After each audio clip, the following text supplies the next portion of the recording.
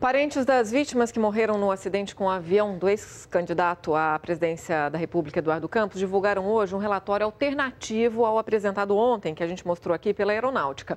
O laudo final da FAB apontou a falha dos pilotos como uma das principais causas do acidente. Os investigadores contratados pelas famílias das vítimas e os advogados apresentaram hoje o resultado de uma investigação paralela que chegou a uma conclusão diferente da divulgada ontem pela Aeronáutica.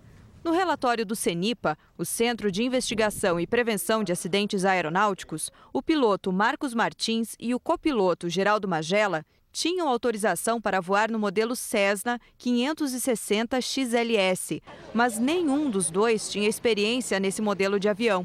Segundo ainda a análise da Aeronáutica, no dia do acidente, o piloto e o copiloto optaram por um trajeto mais curto, que reduzia o voo em 5 minutos para se aproximar da base aérea de Santos, que fica no Guarujá, no litoral norte de São Paulo. Em vez de seguir a rota pré-determinada, o piloto tentou fazer um pouso direto. A aeronáutica concluiu então que o fato do avião não ter seguido o padrão de aproximação da pista criou condições para que os pilotos ficassem desorientados. O relatório do CENIPA apontou ainda outros fatores que podem ter contribuído para a chamada desorientação espacial: condições climáticas, estresse e aumento da carga de trabalho e falta de treinamento. Além disso, os técnicos da aeronáutica descartaram qualquer falha técnica ou choque do avião com pássaros ou veículos aéreos não tripulados.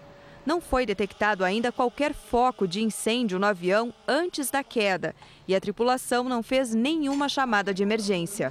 As famílias contestam o fato do relatório do CENIPA ter apresentado apenas falhas humanas como determinantes para o acidente. Elas acreditam que pode ter acontecido uma falha mecânica na aeronave. Essa falha seria em um sensor de velocidade que fica na parte de trás do avião. Esse sensor pode ter empurrado o bico do avião para o solo. De acordo com o perito Carlos Camacho, esse problema está previsto no manual da aeronave. O próprio fabricante já remete a esse sentido quando, no seu próprio manual, aos pilotos, ele diz que você poderá ter um mergulho da aeronave e que poderá ser irrecuperável. Se estiver próximo do solo, que foi o que aconteceu em Santos, irrecuperável e for até a colisão. Outros casos existiram, outros casos aconteceram em que os pilotos estavam bem mais elevados, com muito mais altitude e puderam se safar e estão aí para contar suas histórias como fizeram. As famílias também contestam a informação de que o piloto e o copiloto não teriam treinamento adequado e que estariam cansados. Se eles não tiveram, que não é verdade, o treinamento adequado, ao longo de 90 missões que resultaram em 200 horas entre ambos, foi suficiente para que eles aprendessem a voar o avião. Segundo o advogado das famílias do piloto e do copiloto, neste primeiro momento, nem o relatório da aeronáutica, nem o relatório encomendado pelas famílias interfere nos pedidos de indenização. Eles consideram a possibilidade de processar a empresa norte-americana que fabrica o avião. O fato em si aconteceu, o direito à indenização ele é ligado ao fato. Tá? A questão de aonde isso vai ser discutido, em qual fórum vai ser discutido, é o que nós, advogados, estamos buscando. Para nós, hoje, se eu posso dizer entre de 0 a 10, 9 de que essa ação será nos Estados Unidos e até maio nós temos ela distribuída. Em nota, a Força Aérea Brasileira disse que o CENIPA é o único órgão reconhecido pela Organização de Aviação Civil para investigar acidentes aéreos aqui no Brasil. E falou ainda que segue a metodologia estabelecida pelas regras internacionais. A Força Aérea ressaltou que as conclusões do relatório sobre o acidente que matou Eduardo Campos resultam de quase 1 ano e meio de trabalho técnico detalhado, do qual participaram especialistas capacitados e experientes.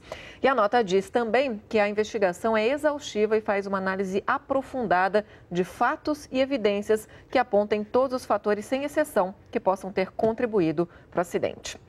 A gente segue falando sobre esse estúdio agora aqui esse assunto aqui no nosso estúdio, com o especialista em gerenciamento de risco, Gustavo Cunha Mello. Gustavo, tudo bem? Tudo bem, boa tarde.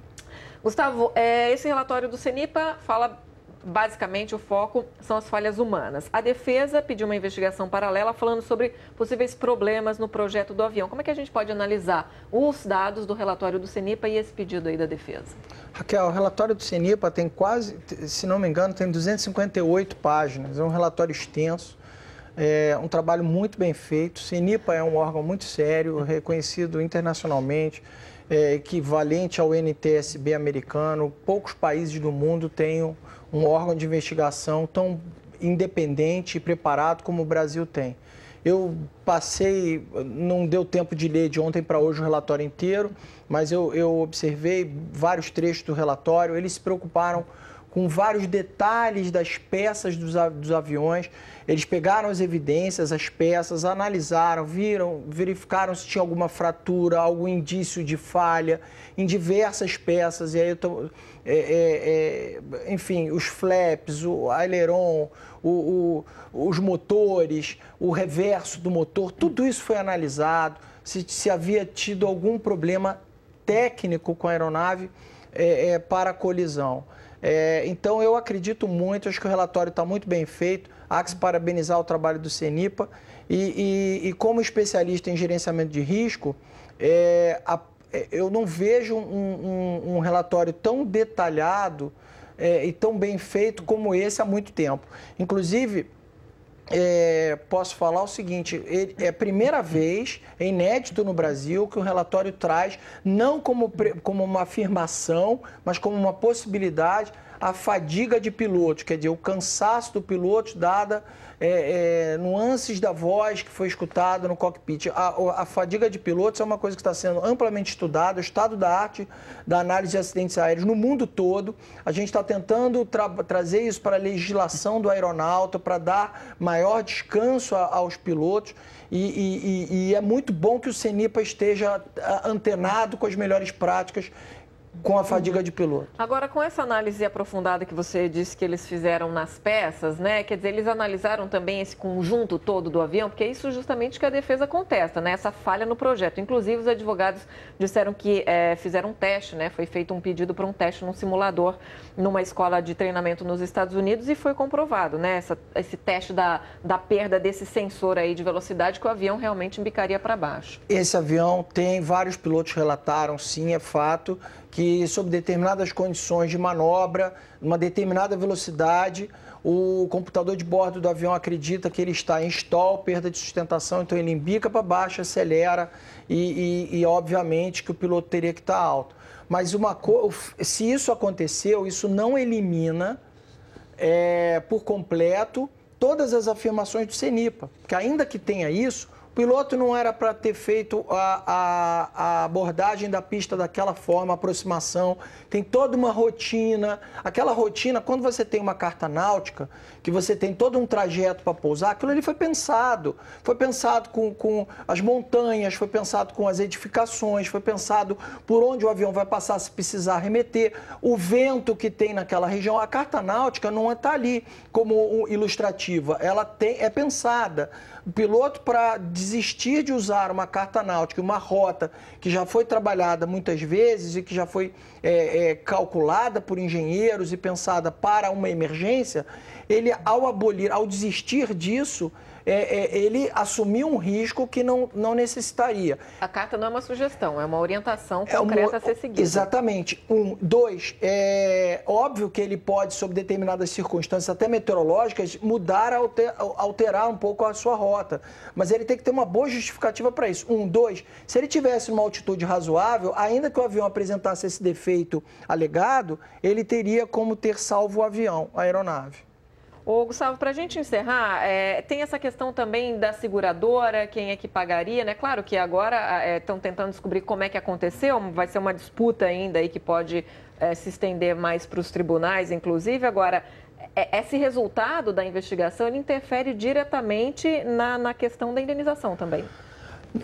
Tudo que tem no relatório não muda em absolutamente nada a responsabilidade objetiva do proprietário da aeronave. A empresa de táxi aéreo, ou o seu proprietário que arrendou ao PSB a aeronave, ele é responsável pelo acidente, é responsável pelas indenizações. Nada que está no relatório muda isso. Se eles tinham seguro, se havia seguro, se relatou que havia seguro, o seguro, nada que está no relatório elimina a cobertura do seguro tampouco. Porém, parece que o seguro estava inadimplente Então, o seguro, não, se não foi pago o seguro, ele não pagaria as indenizações. Isso é um fato. E aí talvez justifique o interesse dos advogados das famílias das vítimas de levar isso para o fabricante, que é alguém com mais dinheiro, com mais poder e talvez até com outros seguros que possam indenizá-los. Porque uma vez que eu não sei as posses do proprietário desse avião, se ele de fato tem como arcar todo esse prejuízo ou não. Tá certo. Gustavo Cunha Mello, especialista em gerenciamento de risco. Mais uma vez, obrigada, Gustavo. Eu que agradeço. Até a próxima.